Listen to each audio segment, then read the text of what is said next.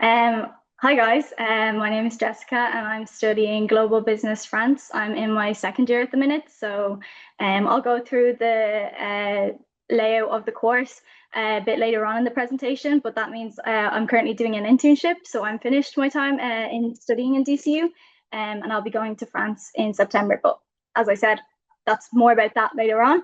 And so I'm going through the business studies international and global business today. So they're all different course codes. And yeah, I'll get started now. So the Bachelor of Business Studies is DC 111. The minimum points requirement for it is 510 points, and you need a minimum of a H6 or an O4 in maths. And then the program director is Dr. Catherine Faherty. So she's in charge of making sure the course runs smoothly and keeping the modules and going. And she's also a lecturer in one of the courses which the whole business school takes. So there's two courses: critical thinking for action and learning innovation for enterprise, which the whole of the business school does in their first year. So I'll go through that a bit later as well. So why study business studies in DCU? So it's a broad-based business degree. So in your first 2 years, you do a broad range of subjects all throughout the business world. And then in your third year, you can there's a few different options of what you can do. So you can specialize in your final year then, either in your third year or your fourth year, depending on if you go abroad or if you do an internship. And so, yeah, as I said, 3 years or 4 years. So it's a distinctive industry engaged teaching and learning format. So a lot of the time we do a lot of stuff which would apply in the real world rather than just theory-based stuff, which is really interesting and makes us really attractive to companies. And then you develop transferable skills throughout the whole course and all the modules.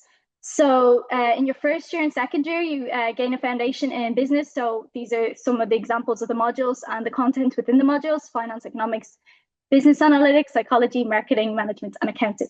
And then on the right is the life module. So the learning innovation for enterprise. It's a BOSS model. So the big business, own business, SME and family business and social enterprise. So you get a basis in all the different types of business, and there's big group projects that you do, which really help in developing your knowledge on the different business models and in engaging with industry experts, as well as developing your own kind of knowledge and special interests in different areas. And so, as I said, there's 3 different routes for the BBS program. 3 different pathways, apologies. So you can either do the first 2 years for all 3 of them are the exact same. So you're getting a knowledge, a basis in all of the kind of business areas. And then you can choose to go straight into your third year where you do a specialization. And the specializations are later on, the different ones that you can go into in the slides. And then instead of doing that, you can do your third year abroad and then come back and do your specialization in your fourth year. So there's a few different universities around the world which DCU Business School collab with in order to send students abroad. And then you can do an intra-placement, so an internship in your third year as well, which most students would kind of opt to do. So you're on the ground working for a year as a full-time employee in a business, and 6 out of 10 graduates of the program then go back and get a graduate offer from that intra-placement. So it's really good for building connections and networking if you're not entirely sure what you want to do. And then again, so you come back in your fourth year and do the specialization. So if you choose to study abroad for this, these are the different colleges you can go to. So there's a lot in Europe and Asia, and then we also have Australia, USA, and all across the world. I won't read through all of them because it's a lot, but you can come back and have a look at it. It's on the website as well.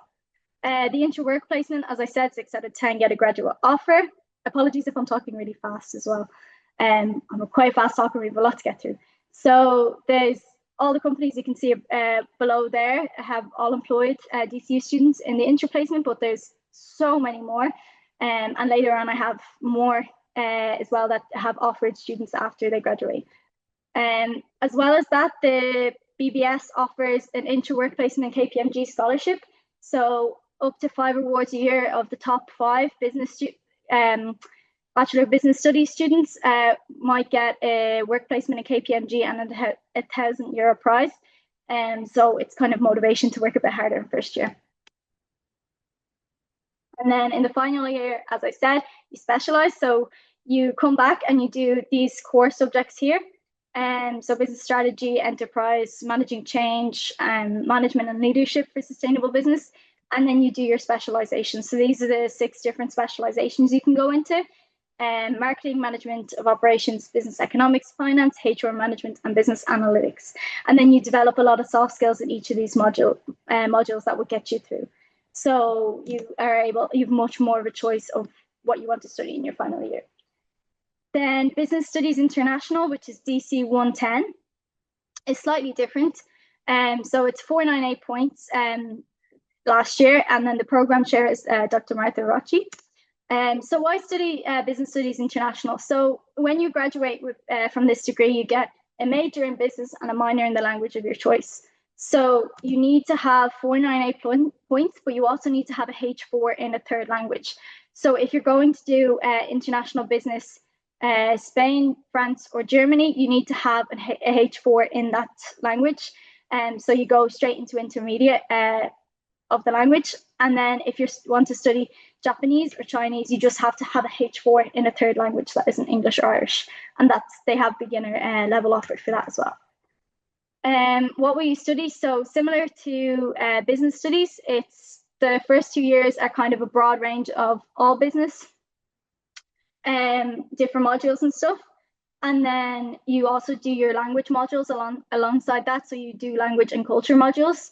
As I said, the critical thinking for business and learning innovation for enterprise is throughout all of the courses in the business skill in your first year. So you get a good basis and you're able to work with students in the different courses as well. A lot of DCU is a lot of group work, which is really good for being able to develop on your interpersonal and transferable skills. And it's really important for when you're working in industry later on. So these are just the different module names.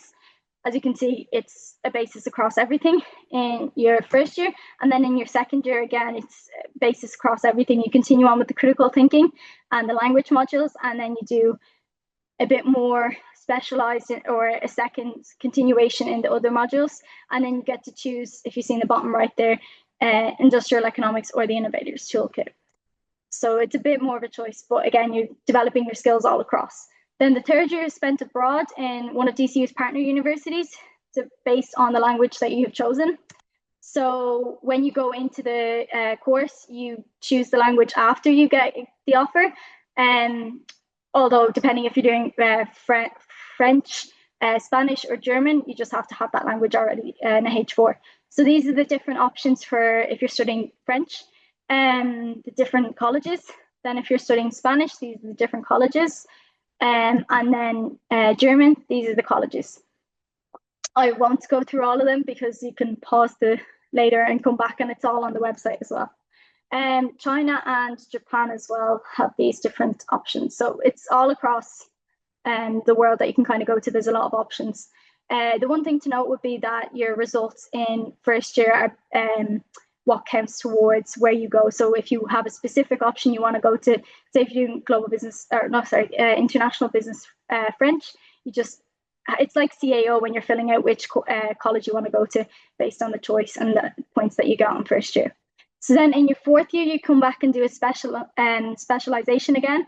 So on the right, you can see the different areas you can specialize in, similar to BBS. And then on the left, you have the same core modules as the business study students in your fourth year, and then you have the language and cultural modules as well. So that's international business. Now, global business, the best one. I could be a bit biased though. With this one, each of the course codes are different. So depending on if you want to go to France, Germany, Spain, USA, or Canada, they're all different and they have all different points. So when you're putting it on the CAO, make sure you put whatever country you want first on the top. And then if you want, say, like if you put Canada on the top, like DC 119, and then put like France underneath or something like that. But you just have to make sure that's the different module codes you put down, and you can't change between them. The course requirements for global business is the H6 or O4 maths, and then the points requirements. But for France, Germany, and Spain, apologies, you also have to have the language requirement of a H4 in that language. And then the program coordinator is Damien Dupré. And then there's no language requirement for USA and Canada. Why choose global business? So with this degree, you get 2 degrees in 2 countries with 2 work placements. So the way the course is laid out, you do 3 semesters in college in DCU. So the first full year, you're in DCU, and then the first semester, second year, you're in DCU. And then from January until about June, so about 6 months, you do an internship in Ireland, or you can do it abroad once it's in English. And then you go to the country of your the partner university. So you do the same over there. So it's 3 semesters in college and then a 6-month internship. It depends on the country when you exactly you do the internship. Some of them do it in the 3rd year and some of them do it in the 4th year. It just depends. Then it's a unique program in Ireland. So it combines broad understanding in international business with intercultural experience and work placements. So you get a lot out of it and you are very attractive to and desirable to organizations. Graduates of this degree are highly sought after by employers all across the world because we have the kind of international aspect as well as the business, and we have the 2 different placements in 2 different countries. So it's a cross-cultural experience for students to progress and explore new ideas. So when you go to the country, you get to see students from all across the world who'll be doing the same degree who have come from different countries as well. On the top right, the picture is Canada, I'm pretty sure, and then it's the place in Canada that they go to, and then on the bottom it's Reims in France, which is the one that the French Global Business France students go to. So it's very nice scenery as well. So in what will I study? So in your first year, you get a basis across all the kind of areas of business. So you do a few more modules than the business studies and business studies international, just because you won't be there for the 2nd semester, 2nd year. So it's a bit more intense than them in your first year. So you do, I think it's whatever many there is there. And then you do the language modules for the ones going to France, Germany, and Spain. And then if you're going to USA and Canada, there are other modules that you choose from. So you can either do a language or you can do like, I think it's technology, and you do law of the country as well, just to kind of get another knowledge so that the credits all work out. Then in your 2nd year and your 1st semester is mainly a continuation of what you did in 1st year. So you have the business analytics 2 and then principles of finance 2. And then you have your interplacement in the 2nd semester, and you continue on doing the language throughout the whole year in 2nd year. So when you're doing the placements in 2nd year, it's an hour or 2 online a week that you do like through the DCU system, and you're rated on that as well. So you keep that up throughout. And then, so one of the biggest draws for the biggest kind of motivations for this course would be the 2 internship placements. So you do get to do it, one in Ireland or in an English-speaking country, and then one in the country where the partner university is based. Or if you're doing France, Germany, and Spain, you can do it in a country of the language as well, just once you're doing it through the other language. So these are the partner institutions that DCU have partnered with. So you don't get a choice on where you go. Because we send over a certain amount of students, they send a certain amount of students over to us. So it's kind of, we have to have that kind of collaboration between them. So in France, it's Neoma Business School in Rouen in France, in the Champagne region, which is really nice. In Germany, it's ESB in Reutlingen. In Spain, it's ICAD, I'm not going to try and pronounce that, in Madrid. So it's quite central. And then in Canada, it's Brock University in St. Catharines, which is only like a 15-minute drive from Niagara Falls. So it's a really nice place. And then in USA, the partner is to be confirmed. So they're hoping to confirm that up in the next couple of months, and it'll be posted once they have confirmation of where it is. And then you can get more information on the websites as well about what they study over there. They'll have more kind of module information for their colleges as well. So when you graduate with 2 degrees. So you graduate with a BA in Global Business from DCU, and then from the partner university, it's a kind of partner degree. So depending on where you're going, it's basically usually in like international management or business administration, as you can see there. So you do get 2 graduations, which is another great thing. So you get a graduation in Ireland and a graduation in the partner university. And then you get the 2 different degrees as well, which is just a great addition to have on your CV. And then out of the classroom, there's a lot students get involved in. So there's so many societies. I think there's over like 200 societies in DCU, and of anything you can think of. In global business, a lot of the time they tend to get involved in like enterprise society, or there is a global business society as well. And there's always like hackathons and consultancy groups, and that they're kind of events that they're doing as well, which is really good for getting connections, as well as just making friends. So there's kind of like a great range of things that students can get involved in when they're in DCU. And then abroad as well, in the partner university, they usually have similar kind of programs depending on the country. And then graduates from this course tend to work in a lot of like European or international roles, because they have that second language or the second experience abroad. So they have more of a culturally aware perspective. So they can be working in all of these different areas, or there's like people in loads of different random areas as well. And more so, they're going into kind of data analytics, and as AI kind of rises, they're going into those kind of like international affairs and marketing management kind of roles, just to kind of provide like a different perspective. And then FAQs. So how is Global Business France different to Business Studies International? So Business Studies International is one course code. So you just put one in your CAO, and then if you get the course, then you decide which language you do, unless you already did the language and you got the H4 in like French, German, and Spanish. So it's 1 year abroad and you get 1 degree. So you get a major in business and a minor in the language. And then you spend a year abroad rather than getting an internship. Then global business is several different CAO codes. So you put in whichever country or whichever language you want to go to, as like in the CAO. Like if you want to go to like USA on top and then France or Canada underneath, and just make sure that you have the language as well requirements for France, Germany, and Spain. You get 2 degrees, and so you get the 2, as I said before, you get the degree from the DCU and from the partner university. So you get the 2 graduations and you get 2 intra-placements in the 2 different countries, and then it could be in 2 different languages as well. Then when you go abroad, you still pay DCU fees. So this can be a big worry for people, especially if they're going to USA or Canada.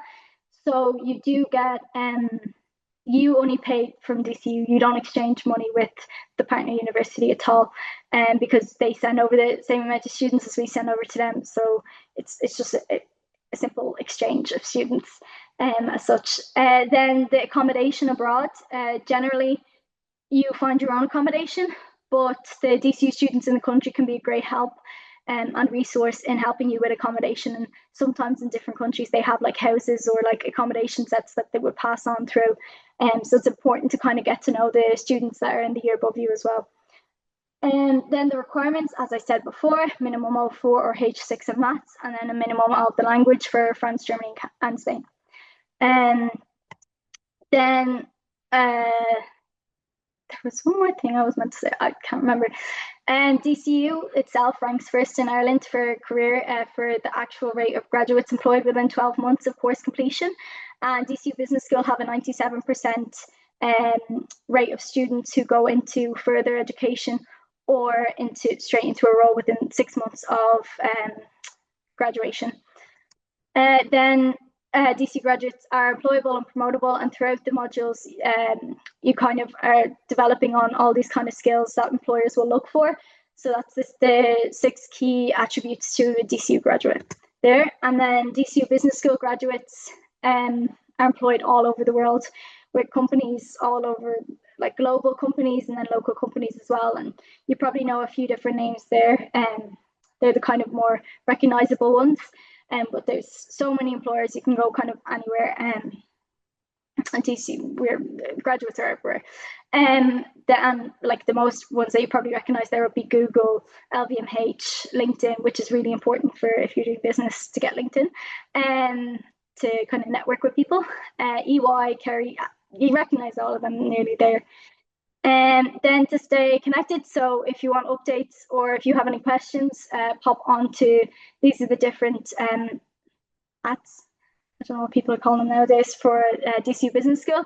And then if you have any specific questions that you don't know now, but you come up with a question later on, there's also, and you want to ask a student, there's also a platform on the DC website for chatting to a student. So you can just ask a student in the specific course that you're looking to do, or who might know someone. Because we don't have ambassadors in every single course here at DCU, but we can always find an answer somewhere. Good evening, everybody. How's it going? I hope you're all doing well. I'll be talking about aviation management with pilot studies and with air traffic control studies. Now, the first two slides are going to be sort of just a general description of the course, but then I'll move on to the specific modules and I'll kind of go into a little bit more detail into how I personally find it because I do study the course. I'm currently in second year, and I'll sort of give you hands-on experience, I suppose, and how I'm finding it so far in the different modules. So just to start it off, if this can work. Sorry. There we go. So just the course details. The CAO code for this course is DC117. It's an undergraduate full-time course, and it's a 4-year long course as well. The minimum points requirement is 500 points. It's NFQ level 8, and the course requirements for the subjects, for the leaving cert subjects, are 6 leaving cert subjects at grade 06 H7, including maths, English or Irish, with at least 2 subjects at grade H5. A minimum of 04 or H6 in mathematics, of course. So, yeah, that's just sort of the specifics of the course. If you want to take a picture of that, maybe, or you can find it on the website as well if you go to DCU Aviation Management. Just the course structure. So there are 3 different paths you can take with the aviation management. You can go through the pilot studies route, aviation management route, or you can go down the management down sort of route. A lot of students tend to go for pilot studies and the management, not so much in the air traffic control studies. If I didn't mention that, apologies. So it's pilot, air traffic control, and management. So people usually go for the pilot and management because that's just their own interest, really. And yeah, so in the first 2 years, you'll be studying full time at DCU. So you'll be doing modules like critical thinking, flying theory 1, foundation for aviation, airport operations. Year 1, year 2, you'll be doing HR management, which is now called people management, financial management, sustainable aviation, innovative toolkit. I mean, you can see the modules there really. They're great. They're quite interactive. And then in year 3, you'll be doing the first semester as intra, which is internship. We just call it intra because it's integrated training in a way. Internship for the first semester. So for about 6 months to about 6 to 9 months, you'll be doing the internship. And then in the second semester, you'll be doing, there's just 5 of those modules that we have. So advanced operation modeling, aviation safety management, aviation business management, and so on. And then in year 4 is where you really get to specialize. So you can go down the route of pilot studies, air traffic control studies, or the management side. So as you can see here, if you go down the pilot studies route, obviously you'll just go through the ground school phase, and then once you finish ground school, you'll essentially have your frozen ATPL, which is your airline transport pilot license, and then you'll have to do just a very brief pilot studies reflection, and it's the same thing for air traffic control as well. On the job training and then rating, you have to do specific rating for different positions depending on where you go, and AirNav really where they see best fits, and then you'll do the same as well, a very brief study reflection. Or you can go down the management path and do sort of just the modules that you can see now, just to really specialize into the management, to really get into the meat of things when it comes to management. Yeah, so these are the sort of the modules that you can see right now. And college life, so we have over 150. I mean, as Jessica, said earlier, we have over 150 societies and clubs, really. So you'll have a passion. If you have a passion, if you have something that you really enjoy, you'll definitely find it here. I mean, if you if you play any sports like Gaelic, football, swimming, hurling, anything, there's really a club for that. There's fencing. I mean, there's karting as well, societies. We also have Aviation Society, which is obviously my favorite one so far because we're going to Toulouse, France, to visit the Airbus factory in February. So that's quite interesting. And we usually go to the air traffic control tower, the airport operations center. Um, we go to different flight schools. Like we've gone to Cork a couple of times. We've gone to NFC as well.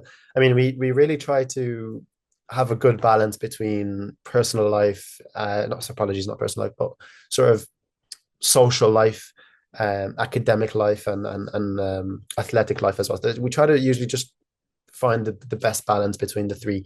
And you get to meet great people, fantastic people. I mean, we have the current lecturers that we have are award winning, like in different areas. They some of them are pilots, some of them work in sustainability, some of them have published multiple papers. I mean, the list really goes on.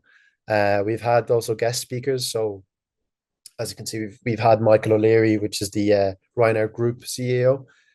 We've also had Willie Walsh, who's currently the director general at IATA, which is International Airline Transport Association. But he was the CEO of Aer Lingus when he was a guest lecturer as well.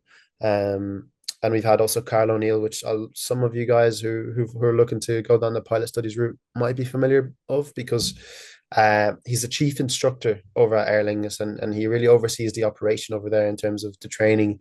And he was a guest lecturer previously. I think it was 2 months ago. He was over at DCU, and he was just talking about the future pilot program and how much they really do look for aviation management students, really.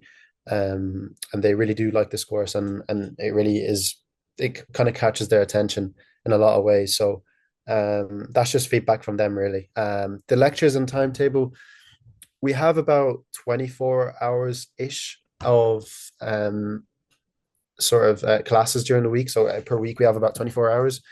It does change and it does vary, but that's sort of on average, and that's what you'd be looking at. However, a lot of the study is self-study and independent study. So you're not really expected to go to class and just work and take notes and stuff. You're supposed to just listen, take some notes and apply the notes to the assignments and in the group projects that you have as well. You also have, so I actually apologize, I forgot to mention, you also have the option to study abroad over in your third year. Now, instead of doing an internship, you can go to a DCU approved university, and you have the option to study there in your third year. Also, in your third year, if you're really willing to go down the pilot studies route, you also have the option to do your PPL, which is your private pilot license, instead of your internship. And that kind of gives you sort of a leverage for your fourth year in terms of spreading out the costs a little bit more, and to sort of ease into it and to see if you're really passionate about doing the ATPLs full time, because it's quite hectic and it is very expensive. It is from 70,000 euros up to 100,000 euros, and that is excluding the type rating. So yeah, you have to factor in the cost before as well. But it really, you can go down the route of cadetships and stuff like that as well, which is an option. But like people usually figure out what they want to do either before or midway, or sometimes people change their mind from aviation management to pilot studies or vice versa, or even sometimes to air traffic control. And sometimes something to outline as well is with air traffic control, you have to be selected for it through AirNav, their student program as well. So it is very competitive for air traffic controllers, naturally speaking. So apologies. Yeah, so that's sort of the general side of aviation management with pilot studies. These are the socials you guys can check out, and if you have any questions, you can type them in the chat, or you can go onto our socials as well. And you can actually go to DCU website and to aviation management. In the bottom right, there's a chat box section where you can sort of ask more specific questions to the course if you'd like. And yeah, thank you for listening, guys. Thanks very much, Ali. If you don't mind, I might just ask a few questions, like from your standpoint, and what sort of the favorite modules you've taken so far have been.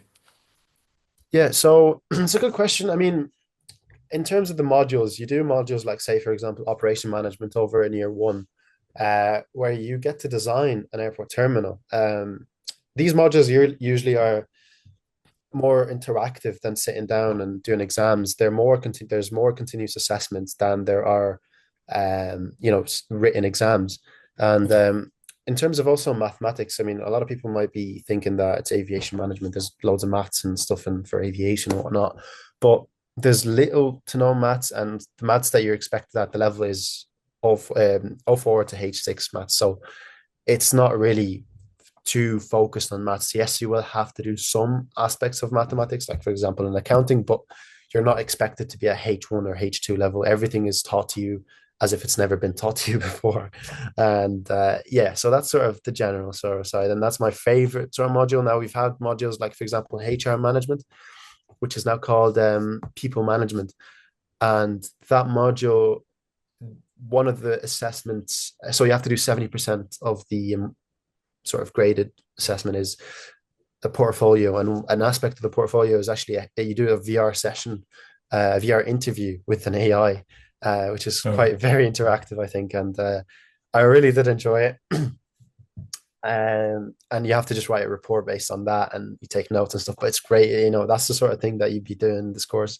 For example, in flying theory 1 and 2, you'll be going over the PPL topics. So there are 9 topics in the PPL. You'll be doing about 3 to 5 in the aviation sector and flying theory year 1 and year 1, and in year 2 you'll be doing about 4 of the other topics from the PPL. So you'll be well prepared for the PPL if you decide to do it in year 3, or if you do decide to do in pilot studies in year 4.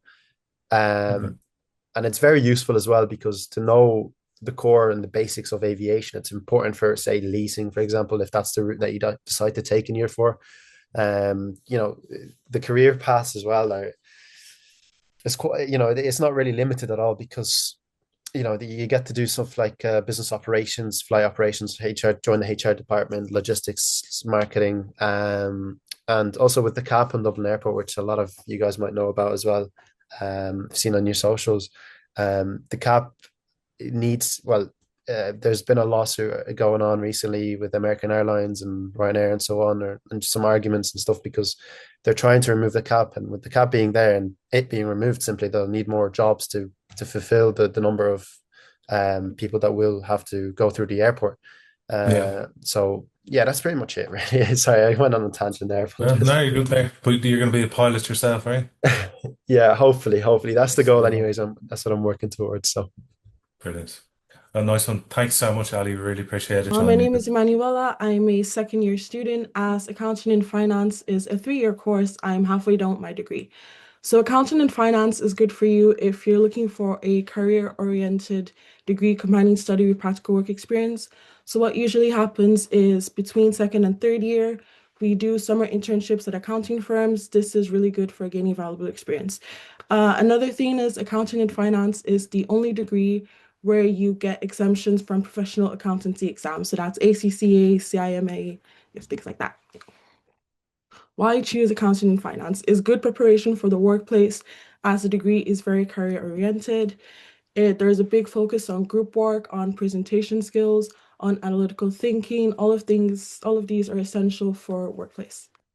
Perfect. And in your final year, if you decide you don't want to do accounting anymore, you can decide to specialize in finance, in economics, in operation management, or in data analytics. Our graduates are highly desirable. Like last year, all the Big Four, they were messaging my professors asking when they could come in and talk to us to recruit us for their companies. So it's very desirable. Points to note, last year, the minimum points were 532. You must have a H4 in ordinary level maths or a H6 in higher level maths. And you don't need to have studied higher level maths through the course. You also don't need to have done accounting leaving cert. I didn't do accounting leaving cert. Most of my friends didn't, but it's very easy to catch up because they treat you like you've never done accounting before. So to get the professional qualification, usually you'll need to have your A and F degree and you need a training contract, but a lot of the accounting firms are very interested in hiring from our course, so that's not too hard to get. And then once you have your degree and your training contract, you get your professional qualification. It's usually 3 years with us, then the summer internship, and some people might decide to do a master's in accounting. So what's good about the master's is if you do your summer internship at, let's say, KPMG or Deloitte, and you let them know at the end that you want to do a master's and they offer you a training contract, a lot of the companies will actually pay for you to do your master's. So that's just really nice. Once you finish the ANF degree, if you're going on the Chartered Accountancy Ireland path, it's usually a CAP 1, a CAP 2, and a FAE to get the full professional qualification. If you do the ANF degree, you don't have to do CAP 1, so you only have to focus on CAP 2 and FAs. And if you decide to do the master's, you don't have to do CAP 2 and you only have to do the FAs. These are the professional exam exemptions that you get. You get 7 papers off ACCA and the full CAP 1 exemption. Industry engagement. So a lot of the Big Four, they're very interested in our course and they do a lot of sponsored prizes. Right now, I'm doing a BMC group project. It's in collaboration with Deloitte. So they have their best managed companies. That's an award. It's very coveted that they give to companies all over the world. So they gave us a company and they taught us how to assess the companies the way they do. And the winner gets a cash prize. Also in first year, KPMG, they also did an award for us. So basically, just whoever, like, we create a company and then we pick up the fake budgets for the company, and the winner won a prize with them. There's just so many opportunities to engage with industry professionals. In first year, all business students do the life course. That is an award-winning module, Learning Innovation for Enterprise. And you also do a hackathon in collaboration with Deloitte, and critical thinking is also really good. And specifically in accounting and finance, in first year, you do the introduction to financial accounting. So if you've never done accounting before, that's fine because they'll treat you like you've never done it before. The same with management accounting. You also do micro and macroeconomics. You do commercial law, data analytics, some accounting maths, but the accounting maths is really just what you didn't leave in cert. Second year, you do international accounting, which is kind of like financial accounting, but a bit more advanced. You do more management accounting. You can decide to do auditing. You can do marketing, you can do taxation, which is a new module that they just introduced this year.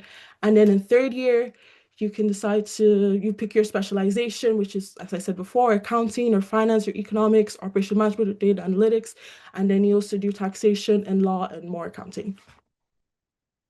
So you do the hackathon, some societies that you can join. There's the Accounting and Finance Society. They're sponsored by KPMG.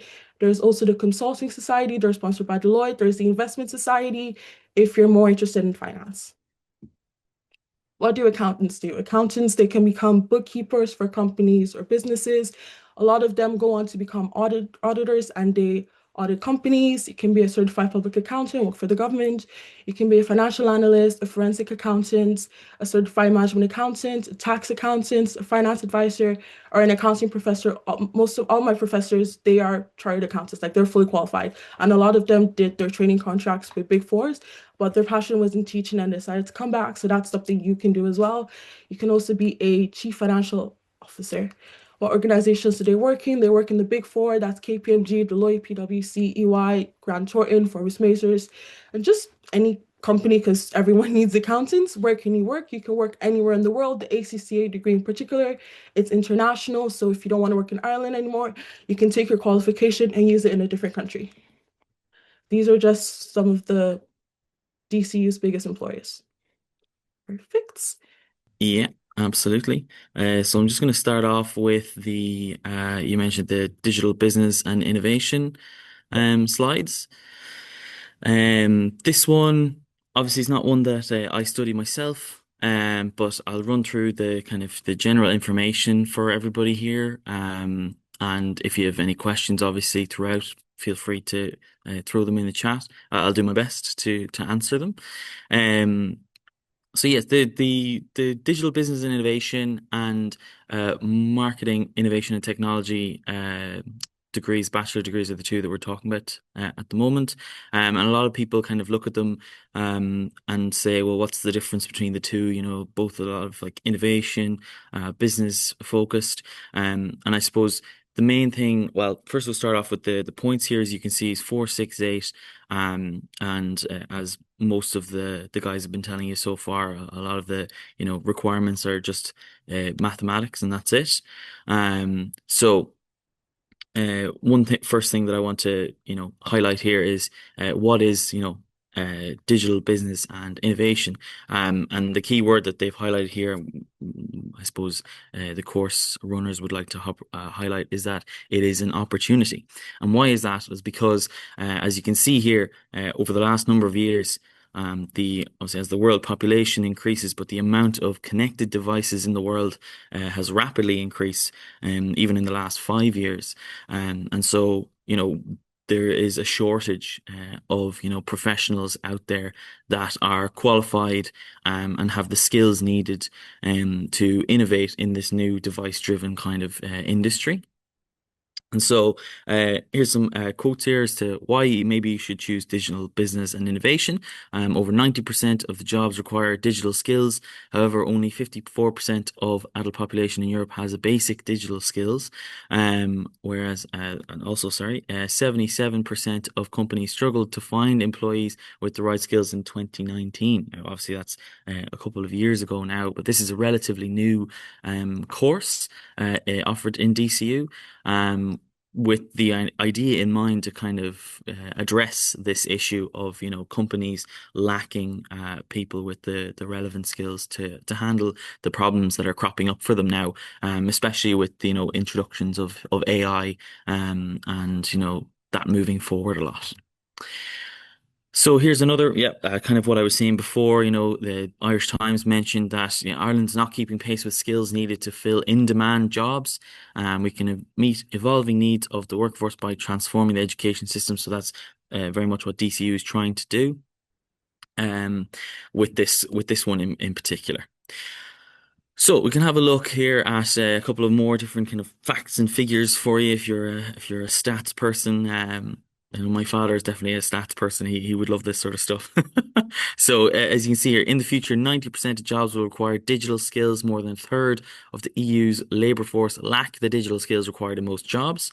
54% of people in the EU, very good, as we said before. 9.4 million ICT specialists are employed. 4.6% of the total EU employment. And then less than 20% of ICT specialists and graduates are women. So it's obviously a great industry for everyone to get involved in. And then the EU faces a critical shortage of digital experts, including for cybersecurity and data analysis. So that's kind of, we'll get on to kind of the types of jobs that you can look for after doing a course like this. But there is a kind of sneak peek of, where a lot of people tend to go. So this is it. Plug in the skills gap. So Brian Harney here, as you can see, he's the professor in DCU who would be in charge of the DBI course. So there's a lot of focus on in-demand digital skills. Now it says novel immersive learning experiences. So what are these? It's just kind of, new and innovative ways of learning. And so it's not just the traditional sit and listen to someone lecture.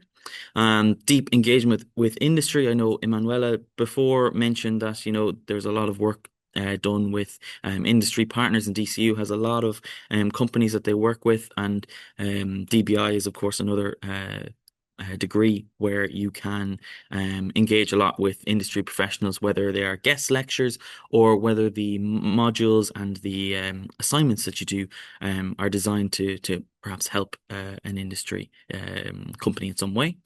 Cross-cultural virtual collaborations and 15% online delivery. So in terms of the novel experiences, we've got the VR lab in the business building, which I'm not sure if you mentioned before. The transversal skills, however, is an interesting point. This is the only university in Ireland. I might be wrong in saying this, in Europe as well, I'll have to double check, that has a specific transversal skills director is DCU at the moment. And he came to talk to my class anyway, about transversal skills and what are they. Transversal skills are basically the new phrase for soft skills. So the industry don't want to refer to them as soft skills anymore. They want to call them transversal skills. So these are things like critical thinking, the things that people mentioned before about the modules that you do in first year that you pick up, but each module that you do is assigned a particular transversal skill that then will be checked off for you in a kind of printable CV format that you can do at the end of your course, which is kind of like a nice thing to have, going out and doing these kind of interviews, and where employers will ask you, will show me an example of XYZ, and you can then point to, well, in this module we did this project or we did this assignment, which shows this skill that I've developed over the course of that module, over the course of the entire year or 2 years, or however many modules are related to that. So yeah, here we go. These are the transversal skills. Here we go. So critical thinking, creative thinking, digital literacy, ethical decision making, teamwork and collaboration, and project management. So not only does DCU highlight these and complete these for you, but you can also add some yourself that you've done, maybe outside of college confines. To basically kind of beef up your CV a little bit, because there's nothing worse when you go to an interview and you have nothing to talk about. So here's something to help you with that. We'll skip that. Yes, so just a couple of awards and kind of things to highlight that, why choose DCU perhaps over another university in Ireland. The student experience, obviously an award-winning student experience, as you can see here, is DCU. And, for myself, even as a mature student, I went and did a course in UCD before. I ended up leaving that course early, but in terms of the experience as a student in UCD versus DCU, certainly for me now, and it's not just because I'm here talking to you, but the fact that DCU is a little bit smaller, obviously, area wise UCD is massive, but DCU being that little bit smaller, I think makes it a lot more accessible in terms of the lecturers and the people and professionals that end up working on the campus. They're a lot more a lot easier, excuse me, to talk to and communicate with in that regard. So what are the objectives of the DBI program? So here as a list here, I'll quickly read through them. An understanding of key enabling technologies and their business, economic and social impact, practical knowledge and experience in applying digital technologies in a range of contexts to achieve business objectives and address societal challenges, an innovation mindset, providing insights into how to create value through leveraging digital technologies, the ability to acquire the knowledge and skills needed to support digitalization and digital transformation initiatives, and the capacity to explore, understand, develop, and enhance the basis of personal achievement. Oh my God, that's a lot of big words thrown there.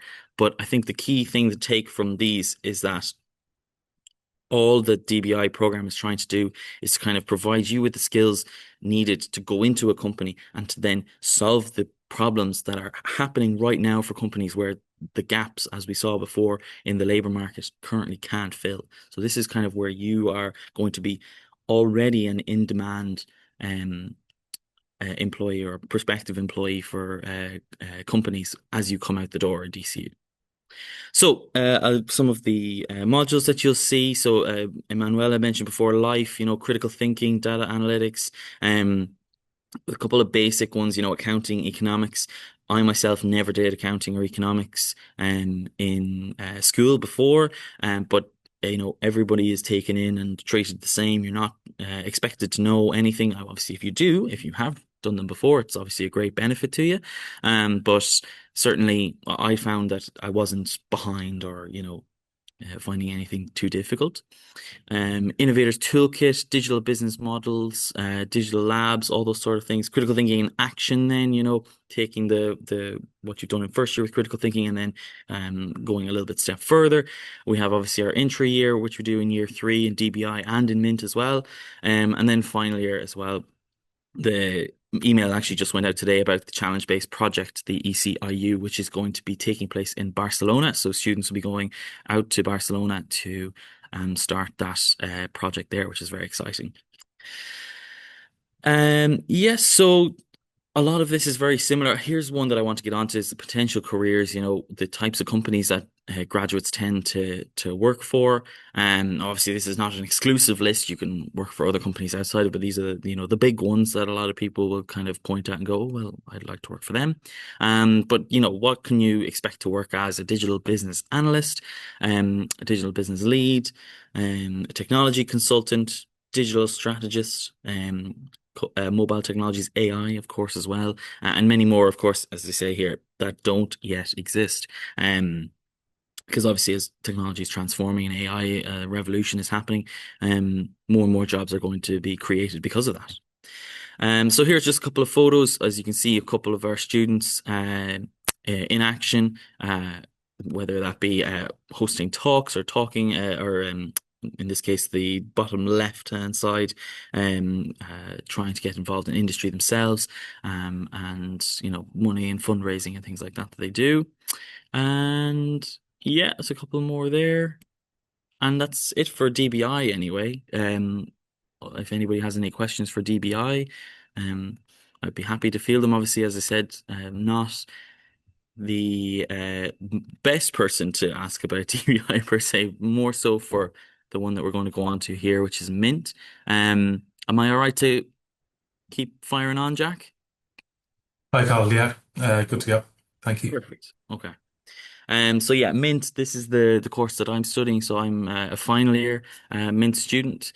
So the points here very, very similar to DBI. And again, maths is the only requirement. The name Enrique Barros is our course chair. And kind of what I was alluding to before, very open. His office hours are very he's very open to kind of inviting students to come and talk to him if there are issues, or if people are struggling, or if there's a problem within a module, whatever the case may be. He's always got a very good open door policy with that. So what we'll do is we'll go through each of these little things here, and then take questions at the end. So there are some videos here that I think Enrique had attached, which kind of show the old sorry, say old, but older marketing ads. But unfortunately not going to be able to see those today. But another fact, I suppose, about DCU as a university, the 20,000 plus undergrads with almost 5,000 postgrads, 500 plus doctoral students, and 3,000 plus staff with 120 plus nationalities. So very diverse college to come to, and very welcoming college, as I said before.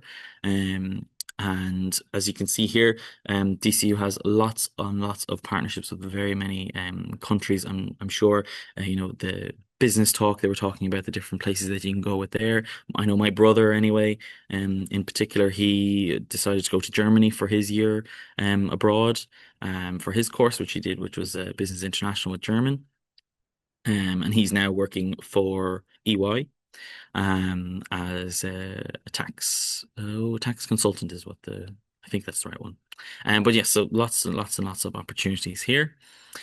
As we said before, lots of DCU graduates that come out, a high percentage of them get employment up to 6 to 9 months after graduation. And these are the kinds of quotes, and these aren't just things that I've said about myself or the module coordinators have said. These are actual quotes from industry professionals, and people who have hired DCU graduates have said about the people that they've hired from DCU. So there you go. Nice stat for you there, 96%, and the highest average earnings both in year 1 and in year 10 after graduation. So it's not just kind of the immediate, but it's also a long-term thing as well. So a little bit about Mint. So start here. This is a history lesson I think that Enrique wanted to tell you, I suppose, all the different revolutions that are happening. But the one that we want to focus on is the one that's happening today, And if you haven't heard of AI, then, you're very late to the party, but you're not too late. You can still, catch up to to what's going on now. And yeah, so kind of what Mint and I suppose DBI as well are doing, we're trying to, give ourselves the best chance in terms of the skills required to step into the workforce now, to then make an impact and be able to solve the issues of today. As we said before, a lot of increase in mobile phone users, internet users, obviously population-wise as well is going up too. In essence, today, the Industrial Revolution, which happened a long, long time ago, this is the new revolution of today, which is called the data revolution. So, marketing, one of the areas of business operations where it's been widely predicted that artificial intelligence will drive enormous change. And, a lot of people might be asking the questions, well, are marketeers going to be not inept, excuse me, not the right word, obsolete is the right word, in the coming years with AI, taking over so much of what you see nowadays. And the answer that, anyway, our lecturers are giving us is that no, that's not going to be the case, because there's always going to need to be some sort of human driver behind the artificial intelligence that is, pointing in the right direction, managing it, and using it more so as a tool rather than, the end product and what you are going to be using all the time. So here's another one there. Great quote from what a lot of people consider to be the father of marketing, Peter Drucker. The greatest danger in times of turbulence is not the turbulence, it is to act with yesterday's logic. So, a nice quote there. So basically, a lot of the stuff that we do in the course is, pointed towards new ways of thinking. We're obviously taking yesterday's lessons and we're learning from those and then pressing on to, try and make better decisions for tomorrow. These changes in the business environment have consequently left differentiation through innovation as one of very few remaining sources for sustainable competitive advantage. So yeah, what does that mean? My God, differentiation through innovation. So we're all the time trying to innovate, and sustainability is another kind of one module in particular that we did this year was AI and leading sustainable innovation. So it's kind of combining innovation with sustainability is a key thing for businesses now. So here's just an example for you guys about a kind of product that Mint graduates came up with. So you can see here the name of the app is called Melon Aid, and I know a lot of people might think it's not too glamorous, but it certainly helped a lot of farmers in the likes of Brazil in terms of when to harvest their crops. So basically, this app is designed to be able to scan or to kind of analyze, the ripeness, I suppose, is that a word, of a watermelon, and determine when the best time is to harvest it. And so that's just such a, I mean, some people might call it a simple example, but there's a lot of technology and work that goes into, designing and creating an app like this. And Mint graduates are those that are capable of doing stuff like this. So yeah, again, we'll get to our marketing kind of roles that you can expect to have coming out of here. So, sorry, I'll go back there.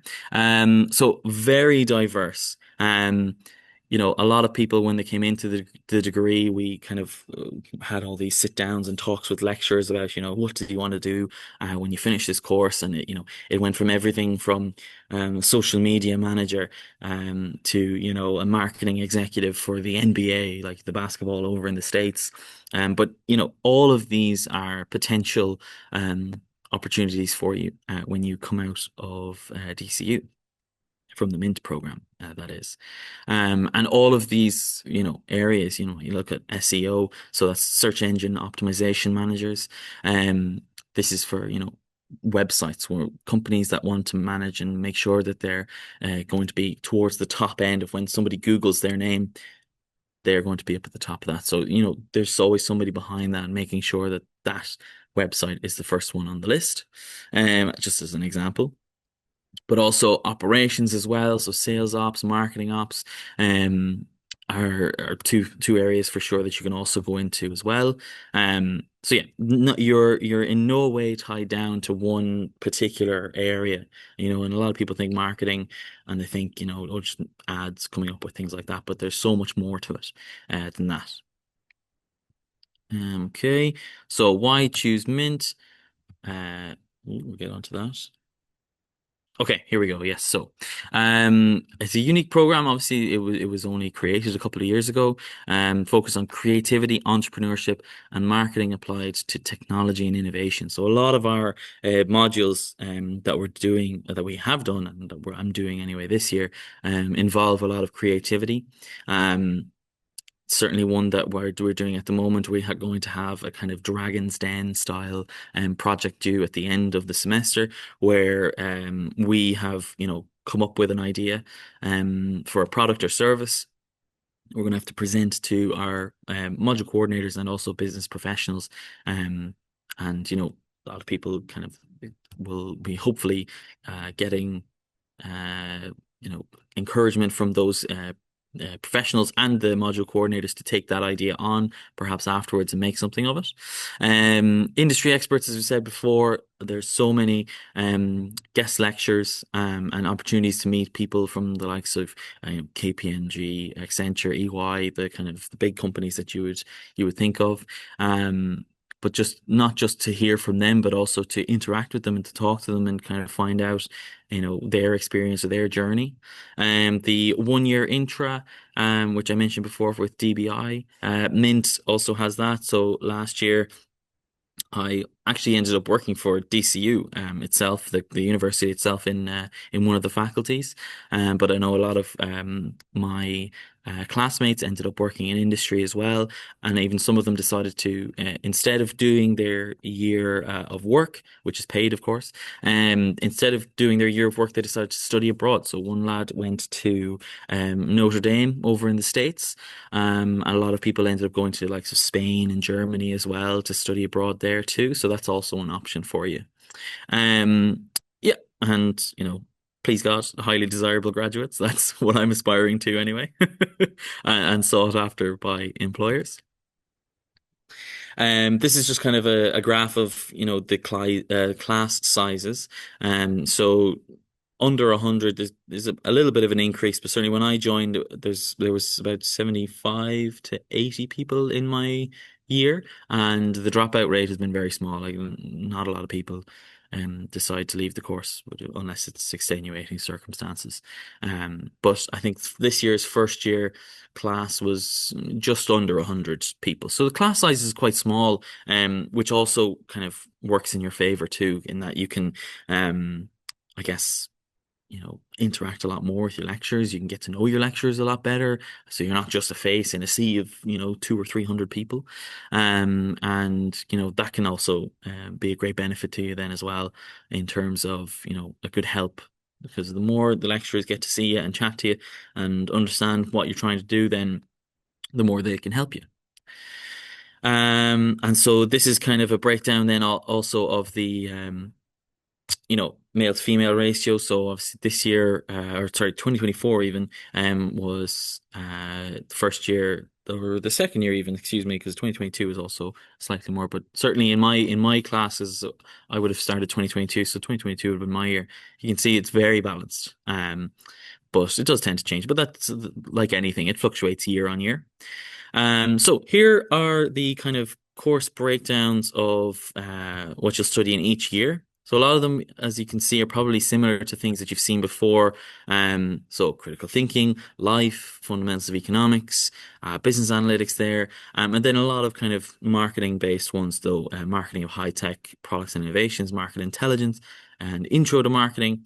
And then a little bit on modern technology. Now, as you can see here, a lot of them year-long modules. So we don't tend to have too many exams in this, which I found to be good, at least coming back, that the work was staggered throughout the semester. You're always working on a project that's worth some sort of percentage of your grade, which is also nice then coming towards the final part of your project, because you can then say, well, I've done 75% or 60% of my grade, and I've got that nailed already, which is nice. Year 2, then we go into more of the kind of traditional university semester-based learning. So accounting for business, critical thinking action, web design. So that kind of kicks in the search engine optimization stuff. International marketing was a great one to do. We had to, I think in this one, if I'm remembering correctly, we were given a country and then a kind of product or service that we had to try and, if we wanted to enter that market in that country, what would you have to do? So I ended up getting the country I got was Germany, and the product or service was home appliances. And it was very interesting, kind of looking at seeing kind of how, in this case, I had to look at German population and see what their, tendencies were and how the best way would be to kind of enter that market.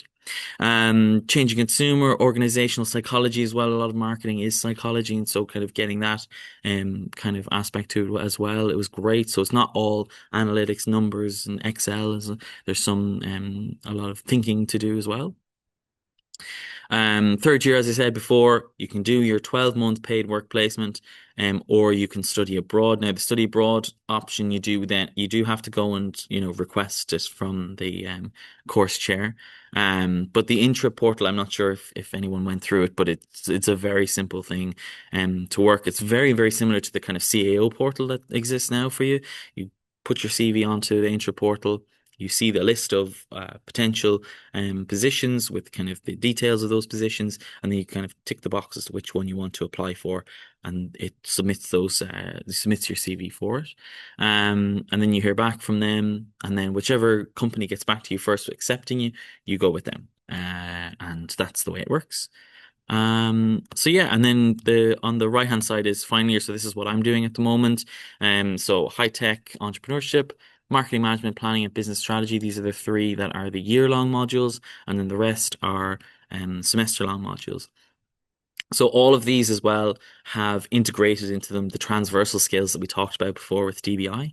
And I suppose kind of you're all the time developing these skills and improving them and honing them, I guess, as well. One that I would love to highlight in particular is this information technology and society. So we mentioned before about the VR capabilities in DCU. So the VR lab, we ended up doing a mock kind of oral assessment in the VR lab for this particular one, where we had an AI bot that we had to interact with. So you had like goggles on, and the microphones are recording what you're saying. The AI takes it in, analyzes it, and then would, come back to you with a question that you then had to kind of start a conversation with it then, which is great in terms of, getting a bit of confidence up. They do that as well for presentations as well. You can kind of upload your slides to the VR lab, and you can practice your presentations there too, which is great facility to have, obviously. Yeah, so outside of the class, Emanuela mentioned the hackathons, things that are available to you, a lot of societies as well. So it's not just all work and no play. Certainly a lot of the societies that are there are, great to get involved in terms of meeting people that you have similar interests with outside of your course. So not just societies, but also sports groups as well. And yeah. So what are the kind of 5 skills that you need for the future? So adaptability, analytical thinking and problem solving, creative and innovative thinking, management and leadership capabilities, and technological capabilities. So these are the highlighted kind of critical transversal skills that you'll develop over the course of the 4-year course that you do for Mint. And yeah, I don't want to talk about that. Again, the kind of typical companies that a lot of graduates end up working with. As you can see, the likes of Google, Deloitte, KPMG. So in the final year as well, obviously I'm looking to get involved with graduate programs now, and the interview processes are happening now. So I've got the likes. I myself have got interviews with Kingspan and Delata, the hotel group as well. So those are just another 2 examples there for the types of companies you can tend to work with. And then, of course, yeah, the types of positions. So account managers, brand managers, digital account executives, technology consultants, marketing executives. So there's such a wide range of possibilities for Mint graduates, which is kind of something that certainly for me, when I was looking at what course I wanted to do, the sheer variety and of possibilities was something that I looked forward to. So yeah,